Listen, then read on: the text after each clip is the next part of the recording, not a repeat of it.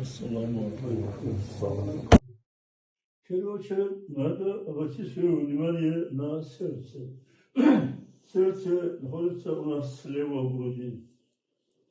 Надо представить, что в сердце присутствует понятие Аллаха.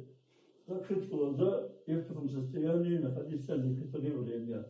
أنا أسير قرتي هذا خفيف قلنا خفيف مشان تدور خفية أبزر الله الله الله الله الله الله الله الله الله الله الله الله إن هذا مقصودي وذاك مطلوبي يا وما تعرف أجلس تعرف أجلس بسم الله خير الأسماء ولله الحمد والثناء. چیه؟ وش بگه؟